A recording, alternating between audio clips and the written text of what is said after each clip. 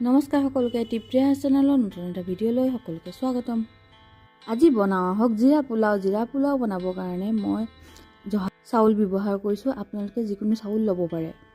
প্ৰথমে চচপেনটো পাতি ল'লোঁ। তেলখিনি গৰম হোৱাৰ পাছত অকণমান চেনি দি দিওঁ কেৰামেলাইজ হ'বলৈ। অলপমান জিৰা দি দিওঁ। জিৰাখিনি অকণমান ভাজি লৈ আমি ইয়াতে এড কৰিছোঁ পিঁয়াজখিনি এতিয়া আমি ভালদৰে ভাজি ল'ম। ইয়াতে ব্যৱহাৰ কৰিছোঁ 2 খিলা তেজপাত। পিঁয়াজখিনি ৰঙা হৈ যোৱাৰ পিছত জোখমতে আদা নহৰু পেষ্ট দি ভালদৰে লৰাই লওঁ। আপুনি ৰঙা হৈ গ'ল দেখিছেনে? এতিয়া আমি ইয়াতে এড কৰিম ধুই থোৱা জহা চাউলখিনি দিয়াৰ পাছত চাউলখিনি পানীখিনি শুকোৱালৈকে আমি ভালদৰে ভাজি ল'ম আৰু জোখমতে নিমখ দি লৈ ভালদৰে লৰাই লওঁ। এতিয়া আমি জোখমতে পানী দি দিওঁ, ভালদৰে লৰাই লওঁ। তাৰপিছত আমি ভালদৰে ঢাক মাৰি থৈ দিওঁ। খুব কম সময়ৰ ভিতৰতে আমাৰ জিৰা পোলাও ৰেডি হৈ যাব। ব'লক এতিয়া জিৰা পোলাওৰ লগতে মাছ মাংসৰ জুতি লওঁ।